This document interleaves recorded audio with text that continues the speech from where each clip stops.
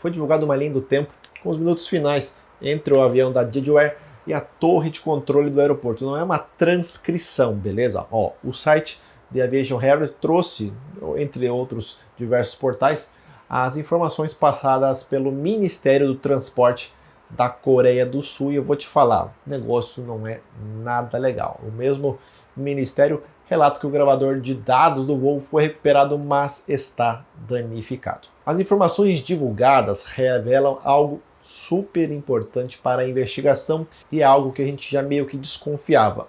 Onde o Boeing tocou a pista. Eu não vou ler o horário, mas ó, o controle de tráfego aéreo do aeroporto de Muan autoriza a aeronave para pousar na pista 01.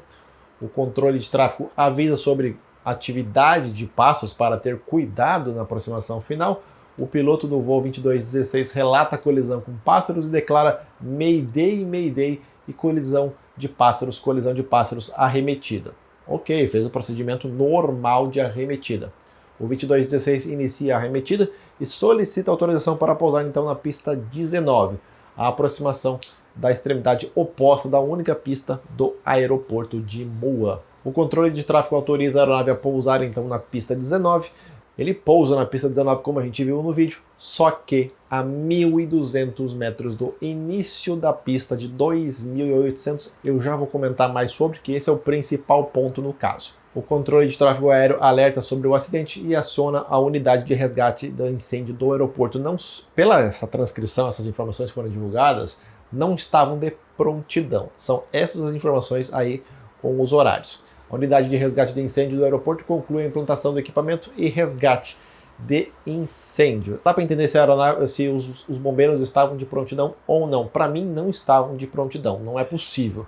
Aí, às 9h10, o Ministério de Transporte recebe um relatório do acidente das autoridades do aeroporto e às 9h23, um homem resgatado e transportado para uma unidade médica temporária, e aí às 9h38 o aeroporto foi fechado. Obviamente que o aeroporto ia ser fechado independente do horário. Às 9h50, resgate concluído de uma segunda pessoa dentro da seção da cauda, né? 2 sobreviveram, estavam na cauda, na parte do fundão da aeronave. As autoridades estão investigando qual é o papel da antena localizadora no final da pista, naquele morrinho, né? Aquele morrinho de concreto e tal. Gente, eu tento falar aqui nos meus vídeos das palavras mais simples possíveis para quem está acompanhando o conteúdo poder entender, beleza? Bom, essa tradução foi feita pelo navegador, eu adaptei algumas outras palavrinhas e um dos dados mais importantes agora a gente sabe. O piloto pousou onde? Era 1.200 metros além do começo da pista e era praticamente certo o destino daquela aeronave. O piloto veio para a aproximação, a primeira aproximação no caso, e aí ele fez uma arremetida, inclusive a curva foi para a esquerda.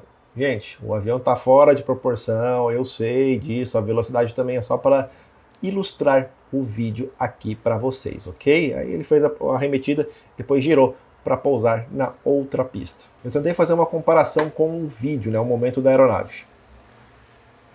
Existe um negócio chamado efeito solo, que eu já vou comentar mais sobre, que a aeronave ela vem baixando, ela não consegue tocar a pista. Eu vou comentar com alguns outros exemplos, até que por fim ela vai tocar a marca dos 1.200, que no caso seria o ponto inicial desse toque aí do avião. De cima é muito fácil para entender também. A aeronave vem, ela, não vou dizer estabilizada, mas pelo menos vem em linha reta. Aí ela vai parar ali no 1.200, no caso, que é o primeiro ponto de toque do avião. A grande questão é, a pista em si tinha 2.800 metros, a pista completa. O ideal seria a aeronave, claro, tocar o quanto antes. E o negócio que restou 1.860 metros de pista, já com aquele recuo no final, e até chegar, no caso, o barranco, né, aquela estrutura de concreto que a aeronave bateu. Portanto, restou lá do momento do toque, o restante de pista no caso, um pouco de grama até essa barreira e apenas 1.860 metros para pousar sem flaps, sem spoilers e aparentemente sem nenhuma ajuda externa no caso da externa não, né, no caso da aeronave, para conseguir justamente reduzir a velocidade. Infelizmente o destino daquele avião na hora que ele fez o toque era praticamente certo, lembrando que 2.800 metros de pista é sim mais do que suficiente para parar este avião.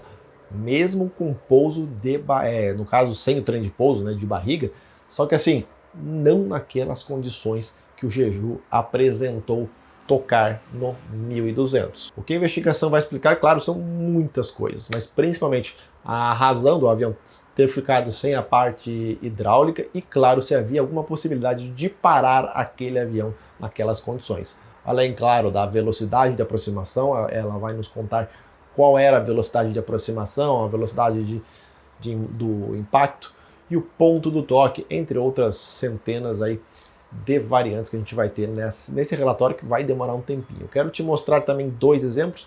Primeiro, esse jato executivo pousando sem flaps e sem trem de pouso. No caso, umas condições parecidas. Mas repare nesse chamado efeito solo, que é quando o avião está muito próximo da pista. Olha a dificuldade do piloto em colocar o avião no chão. A velocidade era nitidamente muito mais alta do que a tradicional para esta aeronave pousar. A diferença para o Jeju é que o Boeing é bem maior e bem mais pesado do que um Hawker 600. Você vê que o jatinho vai consumindo pista, flutuando até conseguir tocar a parte traseira, e o procedimento do Boeing em si foi muito parecido com essas imagens, as duas, né, que nós temos disponíveis. A diferença fica clara por conta do peso e o tamanho do 737 em relação ao Hawker 600. Talvez uma pista muito maior, o avião teria alguma chance de parar, mas aí são outros fatores que devem ser levados em consideração, e principalmente por que o piloto fez aquele pouso nos 1200. Outro caso famosíssimo é o 767 da LOT pousando sem trem de pouso em Varsóvia, a capital da Polônia, mas claramente com flaps. Faz uma diferença gigante. O piloto conseguiu tocar logo após o início da enorme pista, vamos falar assim, de 3.690 metros lá em Varsóvia. Possivelmente essa mesma pista, o impacto iria acontecer na Coreia do Sul, mais 800 metros. Mas você vê que o avião estava muito rápido, na medida que ele passou ali a 200 e pouquinhos metros antes de bater no concreto. Essa pista de Varsóvia talvez seria a solução, mas olha lá, o LOT tinha flaps, tinha os spoilers funcionando, e aí os reversos não foram utilizados porque não tem utilidade, no caso, nessas condições, e o avião conseguiu parar sem maiores problemas, sem feridos, aconteceu nada com as pessoas a bordo desta aeronave da LOT, o 767. Praticamente também nenhum efeito solo no caso do 767, porque tinha flaps, os spoilers eles acionam depois do pouso, entendeu? Foram situações bem diferentes. Só aí a gente consegue notar a dificuldade que tava para colocar esse 737 da Jeju no chão. Gente, o piloto acabou tocando com 1.200 metros, ou seja, 43% após o início da pista. Isso é praticamente no meio da pista, e a barreira de concreto, no final das contas, não tem tanta culpa, vamos considerar assim. Talvez se o avião, aquela velha história, né? Se o avião tivesse pousado ali no máximo a 300 metros, a situação seria diferente, que ele teria ali mais 700 metros para parar, talvez ele batesse com um impacto menor, morresse menos pessoas, mas assim, tudo é aquela se tivesse feito e não aconteceu. Todas essas junções de problemas do Jeju já foram suficientes para fazer com que o avião não tivesse condições de parar. Vamos ver se a investigação consegue concluir o que levou, né? A questão é o que levou o piloto a fazer esse pouso. Acho que é o principal ponto agora, nem é tanto a questão do muro. Claro que eu quero ouvir a sua opinião. O que será que pode ter levado o piloto a pousar a 1200? Será que ele realmente não tinha outra alternativa? Acho que o combustível não era o problema, que ele tinha remetido apenas uma vez. Ele precisou realmente fazer o pouso ali, estava difícil para controlar. Provavelmente ele não tinha outra solução, mas isso é um relatório que vai falar daqui a um tempinho. A gente tem essas duas imagens, agora tem esses dados que foram soltados aí em diversos grandes portais também lá fora. E eu não sei porque eu dei uma pesquisadinha aqui, pelo menos eu não encontrei no X, né, que é uma boa fonte de notícias, informação dessa questão aonde a aeronave tinha pousado. Beleza, gente?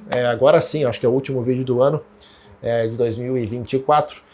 Que venha 2025. Um forte abraço, um feliz ano novo para todo mundo.